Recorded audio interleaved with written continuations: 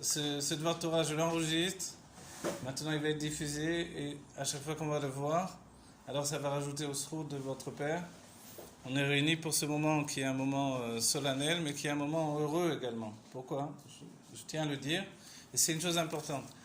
Qu'est-ce qu'on fait notre mitzvah à nous par rapport à vous? C'est la mitzvah de consoler les endeuillés. C'est la mitzvah de consoler les endeuillés. Chacun apporte ce qu'il est. Et on console par la pensée, par les sentiments. Et on console également en expliquant des choses dont on n'a peut-être pas idée, qui sont importantes. Et l'une des choses les plus importantes que je vais vous dire, c'est que il faut faire une séparation entre le bonheur de l'élévation de l'âme qui s'élève dans les mondes de lumière et votre propre tristesse de perdre un être cher. Cette séparation, elle est importante. C'est pour ça même qu'on fait les 7 jours qui sont avant tout 6 jours, puis le 7e. C'est comme la semaine, les 6 jours de travail, et le 7e jour qui est le jour du repos. En fait, on dit que les 3 premiers jours sont rattachés au Shabbat qui a précédé, et ils subissent l'influence du Shabbat. Et ensuite, c'est 3 jours qui se préparent au Shabbat. Ici aussi, on dit qu'il y a 3 jours pour pleurer, et 3 jours où on se renforce en fait. C'est-à-dire qu'il y a une situation où on est à la fois mashpia et mekabel. On reçoit de la situation qui est arrivée, une situation qui fait qu'on est meurtri, où on a une peine et qu'on a besoin de l'exprimer. Et de l'exprimer, ça nous donne justement on va dire de la codifier, de l'intégrer dans une vie. Et on l'exprime parce qu'on se réunit également dans la famille. Et cette réunion en soi, elle est importante. C'est une réunion où on rappelle des souvenirs, où on ressent l'amour que l'on se porte les uns et les autres. Et on sait combien, quand on a perdu un père, alors on sait combien le père, pour lui, c'est tellement important que ses enfants soient réunis et qu'ils aient de l'amour en fait fraternel. Et ça, c'est tellement important que ça apporte du nachatouar aux parents, du plaisir aux parents. Et c'est pour ça qu'il faut y penser, et y repenser encore, et se dire toujours, qu'est-ce qui fait plaisir à mon père avant tout? C'est d'avoir une ardoute, une union entre frères et sœurs, et s'apporter un soutien mutuel. Et ça, c'est au-delà de tout ce qu'on peut faire. Et c'est comme ça que dans cette action d'amour qui se continue, en fait, on continue l'amour que le père portait aux enfants par le fait de l'amour fraternel. Ensuite, il y a une autre chose, c'est construire le travail du père dans le monde par une année de Torah, une année de Tzedaka, une année de Kaddish. Vous savez que le Kaddish, c'est pas une prière des morts. Le Kaddish, ça veut dire Kadosh. Kadosh, c'est séparé. En fait, on annonce que le Kaddish, c'est comme la Gdusha qu'on fait pendant le moment de la Tfila, qui est le moment le plus saint de la Tfila, c'est la Gdusha. Donc il y a la répétition de l'Amida, et juste à un moment, au début de la répétition, on fait la Gdusha. Et ça, tout le monde a conscience que c'est Kadosh. Kadosh, Kadosh, Kadosh, 3 fois séparé en fait. On dit, c'est quoi la traduction de Kadosh? C'est séparé. Séparé de la matière, qui peut nous enfermer. Et si on l'a dit précédemment, c'est que le mot Teva, c'est Tavoua. On est noyé dans la Teva, dans le monde naturel. On est noyé à un tel degré que peut-être on ne voit pas le spirituel. En fait, le secret de tout ça, c'est que comme le monde se trouve à l'intérieur de Dieu, on ne peut pas voir Dieu dans le monde. Parce qu'il n'est pas dans le monde. Le monde, c'est Dieu lui-même, et nous, on est au-dedans de Dieu lui-même. Et c'est ça qui est un paradoxe extraordinaire. C'est qu'il est donné une conscience indépendante qui fait qu'on se ressent exister. Et cette conscience qui fait qu'on se ressent exister fait également naître en nous un état de limite. Or, en réalité, nous sommes des êtres illimités complètement, totalement. Et le judaïsme, c'est sans arrêt de revenir à la phase de l'illimité pour comprendre qu'on est infini, chacun d'entre nous. Et cet infini, aujourd'hui, on le comprend mieux.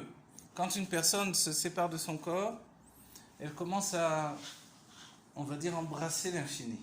C'est pour ça que je vous dis précédemment, il ne faut pas lui empêcher de grimper dans l'infini, de monter, de s'envoler comme un oiseau. Son envol, c'est l'envol de l'âme, qui est l'âme de toute la famille en fait. C'est-à-dire que plus le Père va s'élever, plus il va vous donner de la lumière et des bénédictions. Donc en fait, il faut vouloir pour lui un bien immense. On ne le comprend pas, puisque nous sommes au sein de notre corps. Mais il faut qu'on puisse faire cette séparation entre notre chagrin et l'élévation de l'âme, qui elle n'a pas de fin. Et à chaque fois qu'on va faire une action pour elle, on va lui donner encore un moyen de s'élever encore plus haut. Et c'est pour ça qu'on dit le Kaddish. Le Kaddish, il y a une image très populaire du Kaddish, c'est un peu comme quand dans la rue on passe et il y a des embouteillages, tout à coup arrive une ambulance, elle commence à rouler et si on se met derrière elle, alors tout est ouvert devant. Et l'image qui est donnée dans le Zohar, c'est que en pleine fila, tout à coup, où tous les termes sont en hébreu et tout est kadosh de la langue hébraïque, qui est celle de la création du monde, tout à coup on parle en araméen, et les anges alors disent, tiens, ils parlent en araméen, ça doit être des paroles profanes, ça ne nous intéresse pas. Parce qu'on peut dire, ah, mais les anges, ils ne comprennent pas, et c'est une discussion dans le Zohar. Ah, les anges, ils ne comprennent pas l'araméen. Mais non, puisqu'ils viennent écouter Rabbi Shimon qui enseigne en araméen. Ah, alors, pourquoi alors, tout à coup, ils laissent passer la tfila au moment du Kaddish. Le Kaddish, c'est d'ouvrir une porte, un chemin pour l'âme qui va monter, s'envoler vers Dieu. Et à chaque fois qu'on dit le Kaddish, on lui permet de monter, de grimper, de grimper. Je souligne au niveau technique que le Rabbi précise qu'on peut rattraper des Kaddishim qu'on a perdus. On a une année maintenant de Kaddishim, presque une année. Et dans cette année, il y a des moments où peut-être on a la grippe, peut-être qu'on arrive en retard, on a manqué le minyan. Le Rabbi dit, pas de souci, tu vas, il y a des shtiblers, il y a des endroits où tu peux faire rattraper, il va y avoir beaucoup de philo, tu vas là-bas et tu rattrapes tes Kaddishim. Tu fais à peu près toujours ton calcul, combien je vais dire. Et en fait, ça nous permet de savoir qu'on est toujours à jour. Et c'est important, oui, c'est important parce que ça ouvre le chemin de l'âme vers l'éternité en fait.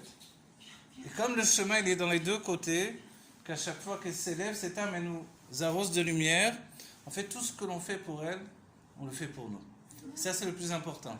C'est-à-dire que cette connexion des âmes l'une avec l'autre fait que l'âme continue à vivre dans la réalité, dans la matérialité, grâce à nous. Et là on parle de votre Père, il continue à vivre dans la réalité grâce à ses enfants.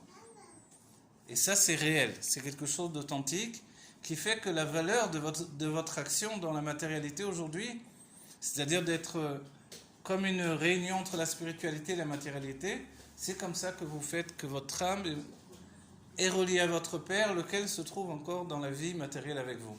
Et grâce à ça, il prend sa vie matérielle, il élève de niveau en niveau, de degré en degré. Et vous savez, on dit que quand on monte dans les mondes divins, en fait, toute notre vie, on la rencontre, mais sous une tournure divine. Tout à coup, on voit que tout était merveilleux, tout était... Nous, on croit quelquefois, on fait un petit Shabbat, comme ça, mais en fait, c'est pas un petit Shabbat. C'est un Shabbat tellement immense que dans les mondes divins, c'est perçu comme une élévation des mondes les plus élevés.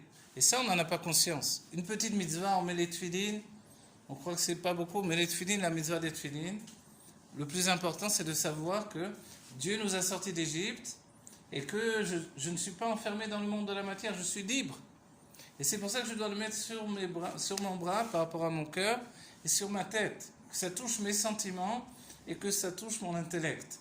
De savoir que je suis un homme libre, je n'ai pas d'autre maître que Dieu. Et ça c'est le plus important pour notre vie. Et souvent, dans notre génération, on a peu d'exemples de vraie liberté. Et justement, dans la génération de votre père, il y a cette affirmation de la liberté. Un homme qui veut rester libre, il affirme, il le crie, il impose à la réalité. Et ça, c'est une force particulière. Et votre père, il a eu ce courage d'avancer, de quitter, de prendre son frère par la main et de se libérer, et de sortir des chaînes, en fait, des forces du mal. Et ça, il vous le transmet parce que c'est le meilleur de lui-même. Donc, en fait, vous avez, vous aussi, la force de rester libre et d'emporter et d'entraîner le monde vers la Géoula. Et c'est notre travail à chacun. Donc aujourd'hui, par les Shivas, se réalise quelque chose de merveilleux, la réunion d'une famille. Cette réunion, c'est autour d'une personnalité essentielle qui est celle du Père. Le Père, il nous transmet notre intelligence.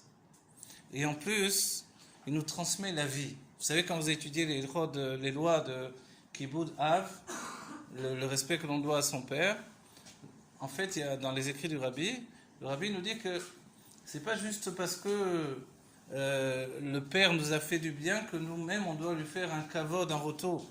Et ce kavod il se continue également après le fait qu'il ait quitté son corps. Le Rabbi nous dit non, c'est pas pour ça. Parce qu'alors on serait comparable aux goïms. Il y a des goïms qui ont fait un kibud av, qui ont fait un respect de leurs parents magnifique. Mais c'est pas pour ça que nous, on le fait.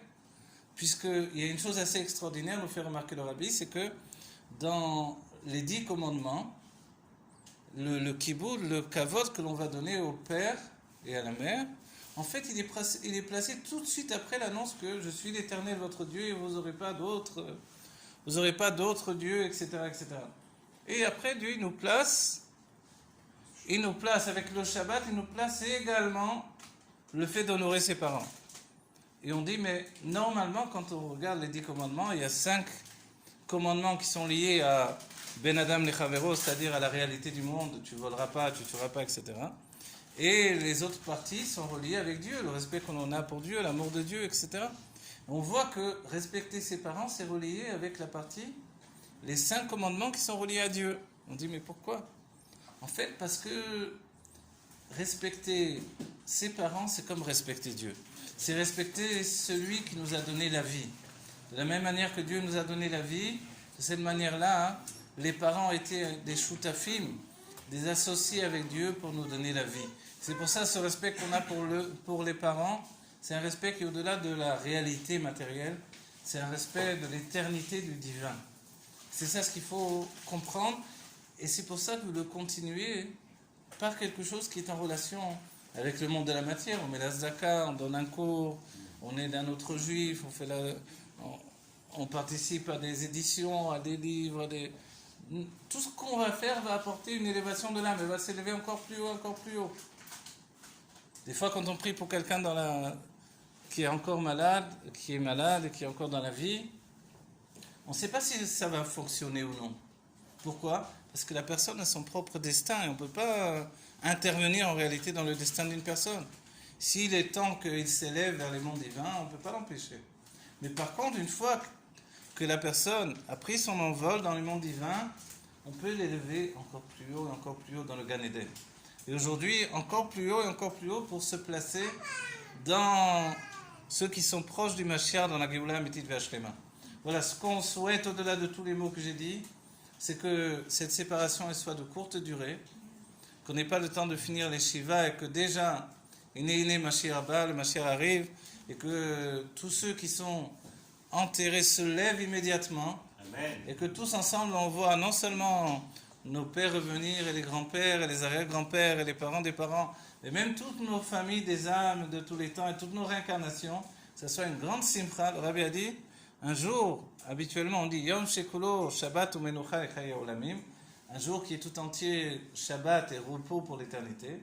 Mais repos, on entend repos un peu comme ça. Le Rabbi nous rajoute alors Yom Shekulo Farbringen ou Menucha et Chaya Olamim.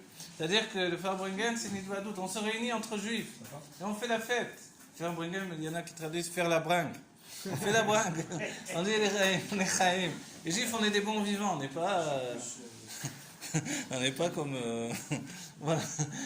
Il y avait une histoire où il y avait un rabbin qui a rencontré un curé, et le curé il dit au rabbin, oh, c'est incroyable, j'ai rêvé du paradis des juifs.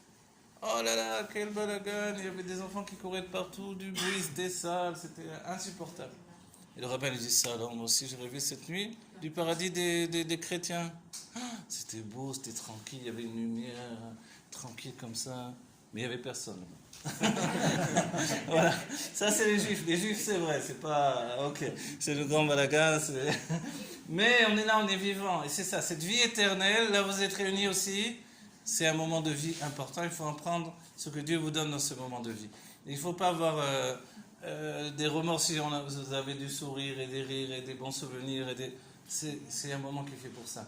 Voilà, que Dieu vous console et vous donne beaucoup de force et que vite, ils reviennent ceux qui sont partis dans la Géoula Amétit Ve'Ashlema avec le Rabbi Melach Mashiach, qu'on soit vraiment tous heureux d'un bien tangible et véritable. Alors si vous voulez dire un Kaddish, vous pouvez dire Rabbi Hanania ben Akasha, Omer, Ratzah Kadosh Baruch Hu, Lizakot et Israël, Leflecha, Irba Lahem Torah u'Mitzvot, Shenilmar, Adonai Chafetz, Seman, Tzidko, Yagdil, Torah ve'Yadir.